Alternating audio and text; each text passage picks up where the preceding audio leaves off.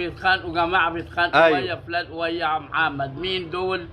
معرفش. المهم جم الجماعة دول قالوا ده هو عيلة شارية علبة حلاوة ورجعتها مرة واتنين، ومش عاجبها ان هو بيقول لها ما ينفعش انها تتصرف. شوية لقينا 10 تكاتك جم وهيصة وزيطة وضرب والدنيا اتقلبت، ولقيتوا ابننا مجرجر بيزق جوه ومتقطع 20 تقطيعه واترمى زي الخروف في وسط البيت.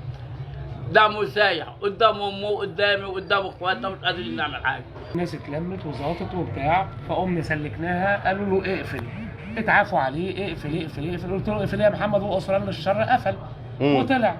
جت ناس هنا راضت عم طه وصلحته وقالوا له ايه، خليه يفتح يشوف اكل عيشه. تمام. هو فتح من هنا والقيامه قامت. واحد الاول خبط محمد بالكرسي، لقينا 5 6 ظهروا من تحت الارض، ده بمطوه وده بسكينه وده مش عارف ايه. هدفهم الاساسي محمد. دخلنا المحل وقفلنا عليه، كسروا المحل ودخلوا جابوه البيت وقفلنا عليه، دغدغوا الباب ودخلوا وراه، جرينا كلنا من ضرب المطوه وضرب ما عرفناش الا هو خارج. دي مصيبه، ودول بلطجيه مش من النهارده، ومتعودين البلطجه مش من النهارده قبل كده، ولهم حوادث وسوابق قبل كده. ولكن للاسف الشديد شفنا الموقف وسمعنا الموقف ورحت بس على ابن عمي، لقيته هناك في الطب الشرعي خد حضرتك، والعمليه متبهدله، ولغايه دلوقتي انت بتسجل معانا لسه دلوقتي الجثه ما جاتش غير دلوقتي. ايوه. والمصيبه كانت مصيبه بلد. أيوة. طبعا دلوقتي بلطجيه وقله ادب ومخدرات وقله ذات، وفي نفس الوقت الجنايه. ايه المصيبه اللي ارتكبها ابن ده او ابن عم اللي ارتكبها في المصيبه ديت عشان يعمل ويخش ويخرب واحد زي ده عشان ايه؟ ان القتل تم، كان فيه تنكيل كمان، ما كانش قتل عادي. يعني محمد لما ده خد طعنه من بره، ودي شهود العيان سمعته وهو بيقول ضابط المباحث في مستشفى. تمام. خدت بالك لما خد طعنه من بره، حط السكين على رقبته وجرجروه لحد جوه، دخل لحد جوه، والدم والصف على حجر امه بدم بارد. وديت جريمه في حد ذاتها. وجري ورا اخوه احمد، واحمد عامل العمليه السنه اللي فاتت تقريبا، ومش شال فقرتين من ظهره، وجري وراه ووقع على شوال فحم في محل قصادنا كده، وحط السكين على رقبته وقال له هذبحك وقول انا مره. وهو لسه روحه بتطلع، وحكايه لا اله الا الله ما بكذب في حرف ان دمعه اخويا نزلت لحد نوم، وما راضيه بقولها عشان ما يهرمش. والله يا اخويا دخلت عليه راحت دمعه عينه نازله وهو ميت. ليه؟ انتوا اختلفتوا على حاجه وجيتوا وشربتوا الشاي ورضاكوا، خلاص انتهينا. يخرج يفتح اكل عيشه بره، يروحوا جايين عليه واحد لو دراعه والتاني مديله هنا واللي عملوه فيه ده كله، ويجيبوه هنا قدام مراته قدام امه وابوه، يروحوا عاملين فيه اللي عاملينه ده. محمد نورت البيت بتاعنا، اصغر واحد فينا بس هو اللي كان شايلنا كلنا. هو جري منه عشان يعرف يدافع عن نفسه، راح داخل وراه وراح زقنا انا وسلفتي، وراح ماسكه بالسكينه وقعد يضرب فيه لحد لما وقع، ودمه بقى نازل من كل حته. قعدنا بقى ما كانش في حد شايفه اصلا، كلهم كانوا ملقومين بره جوه، بس لما قعدنا نصوت قلنا لهم حد يجيب اسعاف، بس هو كان مات خلاص. يا دوبك متعني بص بعد كده قفل تاني واترمى لحد لما الصفى دم. الاقي الصفى دم، الاقي يتيتم زي ما يتم ولاده كده، يجي عشان يرتاح في ترباته، حقه يجي عشان يرتاح في ترباته. حقك مش هيضيع يا محمد، حقك مش هيضيع. بالله احنا شفنا دوت حقه ما يضيعش ابدا. حسبي الله ونعم الوكيل فيه. لا حسبي الله ونعم الوكيل فيه. ماشي، هشوفها. جنازته كانت كلها دم بتاعته، ودم كلها كانت كلها دمك يا محمد. أعزائي المشاهدين، السلام عليكم ورحمة الله وبركاته. أهلا ومرحبا بكم أعزائي المشاهدين في برنامجكم نبض المواطن. أهلا بكم في تقرير جديد. النهاردة إن شاء الله هنقدم قضية خطيرة بتمس كل شاب وكل شابة وكل مواطن وكل مواطنة وكل شخص على أو عايش على أرض مصر. قضية خطيرة بجد، يعني أنا مش عارف أقول إيه، كبيرة قوي. اسمعوا. القضية بتقول إن بنت توجهت إلى محل في اليوم، اشترت علبة حلاوة او قطعة من الجاتو ورجعت او روحت ورجعت تاني، فبتقول له والله انا عايز ارجع الايه الحاجة دي.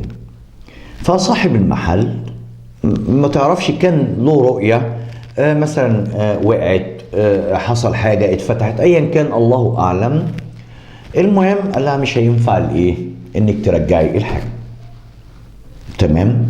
المهم راحت لأهلها أو إخواتها أو أبوها، قالت لهم الأمر 1 2 3. جوهم المحل قالوا له لازم تقفل، خلاص لازم تقفل. إن في ناس اتدخلت، المهم قفل حوالي ساعة. طلعوا لأبوه قالوا له الأمر 1 2 3. الراجل قال خلاص لكم حق، مفيش مشكلة، بس يا جماعة ده لقمة عيش، ما ينفعش إنه يقفل. تعالوا نحل الموضوع، ولو كان لكم حق انا من العندي قبل العندي. طب تشربوا الشاي، شربوا الشاي وتمام التمام وخلاص مفيش مشكله. الاب بيقول فجاه لقيت حوالي 10 تكاتك مليانين ناس دخلوا على ابني، قطعوه وكسروا الازاز والدنيا باظت عادي. حاجه بصراحه، ازاي يعني انتوا خلاص جيتوا وقعدتوا مع الاب وشربتوا شاي، ايه اللي حصل؟ ايه اللي حصل؟ اكيد روحوا في ناس اصحاب السوق، ازاي ما تاخدوش حقكم، وازاي او الله اعلم ممكن يتدخل فيها نساء، انتوا عارفين الحريم، الدنيا باظت اتشعللت راحت يلا قطع. احنا بنقول لو كل واحد خد حقه بايده احنا ايه؟ هنبقى في غابة. خلاص انت رحت للاب قال حقكم، خد حقك.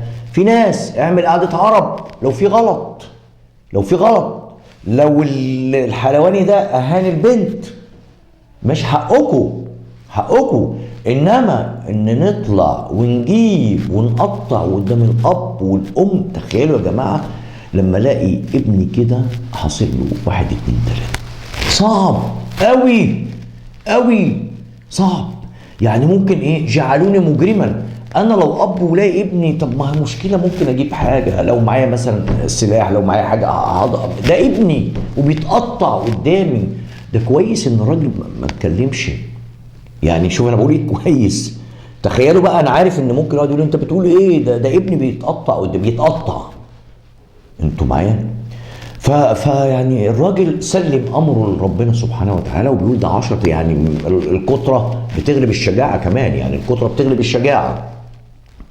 انتوا معايا؟ يعني كويس ان الراجل سكت، او ممكن يكون طبعا هو راجل كبير في السن، وحتى الناس ما عرفتش انها تحوش، يعني الراجل اتقطع مات. طيب مش عارف اقول ايه والله. ففي حاجات كده غريبه بتحصل. احنا بنعرض القضيه، بقول لكم تاني ان ده حلواني وبنت راح تشتري قطعه جاتوه او ورجع لي الحاجه، لا راح الحلواني بالسلامه. النهارده برضو الجماعه في السجن. شوفوا بقى ايه المفروض دول بقى عقوبتهم ايه؟ اللي هيقدر العقوبه طبعا القضاء المصري العادل. والله يا جماعة بصراحة الواحد بيتكلم عن القضايا دي بجد، لأن دي بلدي. أنا بغير على بلدي قوي بجد، وبزعل قوي لما يحصل مشاجرة أو خناقة وناس تتفرج. خلي بالكم الناس اللي بتتفرج دي بتتحمل الوزر. حوش حتى لو حصل لك حاجة بتموت شهيد لأنك مالكش ذنب، بس حوش. امنعوا. ازاي يا جماعه ما يكون ناس كتير جدا؟ خشوا امسكوا ده وامسكوا ده واعملوا، بلغوا المباحث، اعملوا اي حاجه، مش نقف نتفرج لغايه ما الكارثه تحصل او المصيبه تحصل. لا يا جماعه، لا طبعا، لا. في نجده، في مباحث، ما نقفش نتفرج لغايه ما الكارثه تحصل ونقعد نقف نصور واحد ميت، نصور عشان نعمل ايه؟ ترند. تلاقي الواحد ميت وسايح في دم، وسع عشان اصور، عشان الترند. اصلا اول واحد مصور، واحد بيغرق وعمال يقول الحقوني والناس بتصور. ده بيغرق، لا بصور عشان ايه؟ نشوفه يا جماعه هو بيموت. بص صور. واحد حصل له حادثه ومضروب، صور عشان شوف ترند. انا بص يا جماعه، انا اول واحد مصور، ما تنقذوه، اعملوا اي حاجه. النهارده المحاميل بقت كارثه، بقت مصيبه. والله كله عايز يعمل ترند.